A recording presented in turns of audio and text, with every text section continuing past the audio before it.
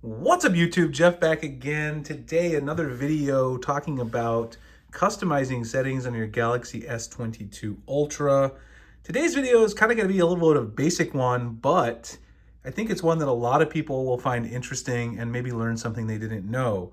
Today I'm going to be talking about brightness on your Galaxy S22 Ultra, which as we know is actually one of the key features on the S22 Ultra. You've got 1750 nits of peak brightness on the S22 Ultra, the most for any smartphone ever.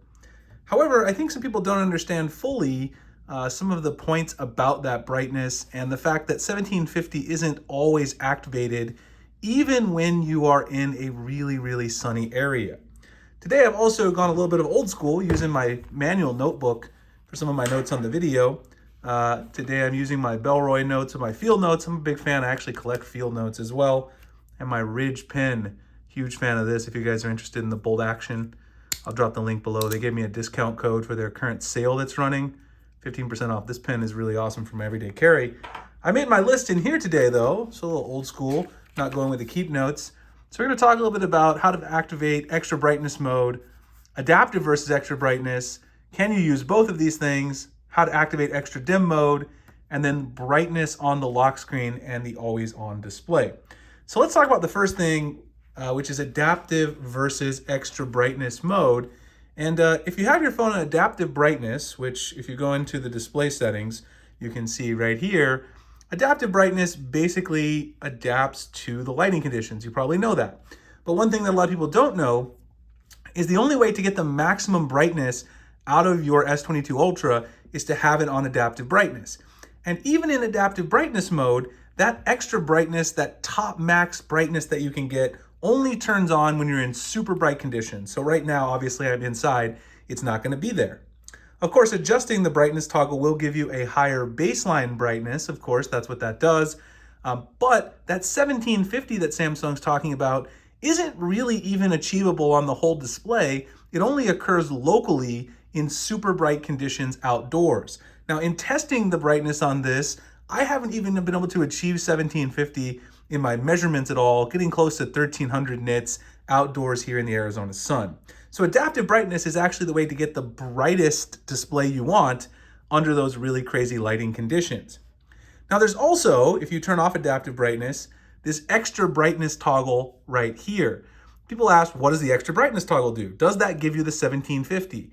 And the answer is no. If you turn on extra brightness, what it does basically, and I don't want to blind you guys, but if you turn up the brightness toggle now, it actually gets super bright, brighter than you could get in the regular manual mode. But this is still not as bright as the display gets if you take it with adaptive brightness out into the sun. Now, when measuring this, I was able to get somewhere around like 820 nits of brightness, and I've seen some other people measured it online with the extra brightness mode on. So as you can see, obviously, in order to turn extra brightness mode on from inside the display settings, you also have to toggle adaptive brightness off. However, some people have noticed that if you leave extra brightness on, you can actually turn adaptive brightness on as well, and then you have both of these on. You can actually verify that by searching for brightness in the settings, and now you see they're both on at the same time. Does it actually do anything different? The answer is no. It doesn't, because the extra brightness only adjusts the maximum manual brightness. It doesn't give you any extra brightness when you're outdoors because adaptive brightness already takes care of that. So you'll notice if I turn off the extra brightness mode, right? If I turn it on, I turn adaptive brightness on, this is still adjusting it. So really having both of these on doesn't do much of anything. The extra brightness gives you the max that you can get up to around 820 if you have manual brightness on outside. What does it mean for you? Well, if you want the maximum brightness in direct sunlight, adaptive brightness is actually the way to go because that's the only way to activate it at the end of the day. Okay, so those are the first two things. Next is extra dim mode. So what if you want to go the opposite way and you actually want the display to get a little bit dimmer than it does at the lowest brightness? This would be something like if you're in a movie theater and you want to, adjust it down. Also, maybe you're texting it in the bed at nighttime.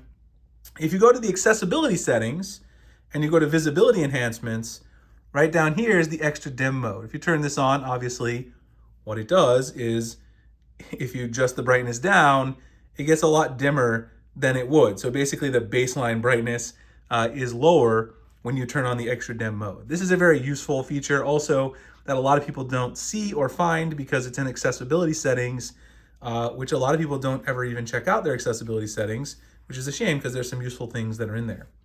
The last thing, of course, is brightness on your always on display. So you guys can see I've got my always on display. I've got a picture there of my boy, got my notifications. Now, you want to be able to see the picture, especially if you have a picture on your always on display, which a lot of people do. I always just search for always on display because I find it in the wrong spot. It's under lock screen in the settings. If you go to always on display, I've got mine on a schedule. You scroll down, you can turn off auto brightness. I highly recommend this on the always on display because auto brightness often makes the picture very difficult to see. And this will drain some battery, so you have to be okay with that. But if you turn auto brightness off and you turn the brightness up to the maximum for your always on display, it'll make it a lot easier to see the photo if you have one as your always on display like I do here. It's still a little faint, honestly, and you can see I have the brightness turned up fully. If you have it on auto brightness, it can sometimes be very, very difficult to see. So that's kind of an overview of brightness on your Galaxy S22 Ultra.